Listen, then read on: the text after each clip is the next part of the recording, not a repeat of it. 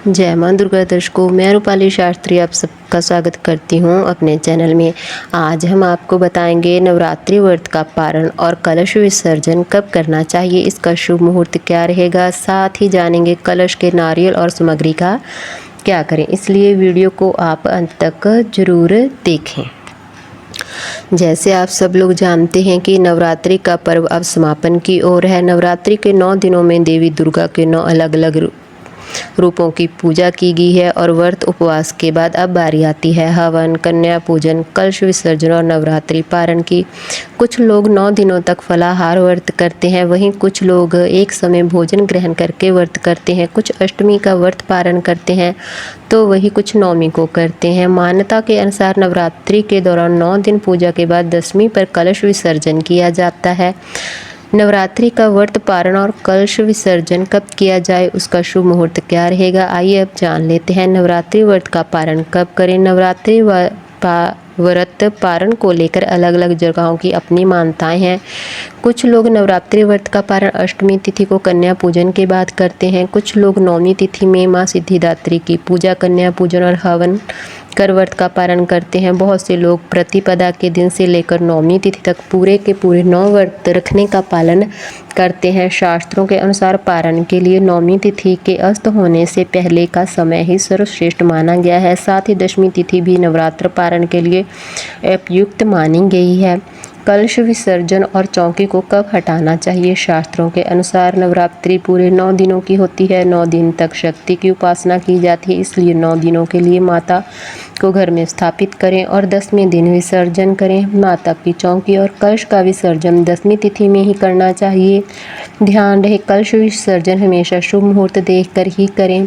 अगर आपने मिट्टी का कलश लिया है तो उसे बहते हुए जल में प्रवाहित करना चाहिए, अन्यथा धातु के कलश को जल को पेड़ पौधों में डालना चाहिए।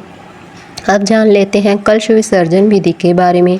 शास्त्रों में बताया गया है जिस तरह कलश की स्थापना के नियम है उसी तरह कलश विसर्जन भी नियमानुसार ही करना चाहिए। कलश विसर्जन से पहले देवी माँ की पूजा कर ओम श्री श्री क्लीम हम मंत्र का जाप करते हुए कलश विसर्जन की विधि आरंभ करें। नवरात्रि के दौरान हुई भूल चूक के लिए क्षमा प्रार्थना करें और ऊपर दिए हुए मंत्र का जाप करते रहें। कलश को सम्मान पूर्वक उठाएं और कलश का जल पहले अपने ऊपर छिड़कें और फिर घर के सभी सदस्यों पर छिड़कें। इसके बाद कलश का जल घर के चारों ओर छिड़कें और फिर कलश में पड़े हुए सिक्के को तिजोरी में रख दें और बाकी बचा हुआ जल तुलसी के पौधे में चढ़ा दें। कलश पर बंधा कलावा खोलकर स्वयं धारण करें या किसी पौधे की जड़ में रख दें। अब जान लेते हैं नवरात्रि पारण और कलश विसर्जन का शुभ मुहूर्त रहेगा। दशमी तिथि आरंभ हो रही है 1 अक्टूबर शाम को 7:01 पर और दशमी तिथि का समापन होगा 2 अक्टूबर शाम को 7:11 पर। दशमी तिथि समाप्त होने से पहले आप कभी भी नवरात्रि व्रत का पारण कर सकते हैं। कलश विसर्जन का सर्वश्रेष्ठ मुहूर्त रहेगा 2 अक्टूबर सुबह के समय 7:27 से लेकर 9:13 पर। अब जान लेते हैं कलश के नारियल का क्या करना चाहिए। शास्त्रों के अनुसार कलश के ऊपर रखे नारियल को श्रीफल कहा जाता है। श्री अर्थात लक्ष्मी कहते हैं। इस पर माता की विशेष कृपा आप अपने 9 दिनों की तपस्या का फल होता है। नवरात्रि के उपरांत अगर आप इस नारियल को लाल कपड़े में लपेटकर पूजा स्थल पर रख देते हैं तो आपके लिए विशेष तौर पर फलदायी साबित होता है। इसके अलावा नवरात्रि के बाद इस नारियल को पानी में विसर्जित भी किया जा सकता है, लेकिन कहते हैं अगर आप इसे प्रसाद के रूप में खुद ग्रहण करें, इसका प्रसाद बांटें तो आपके लिए चमत्कारिक लाभ प्राप्त होता है।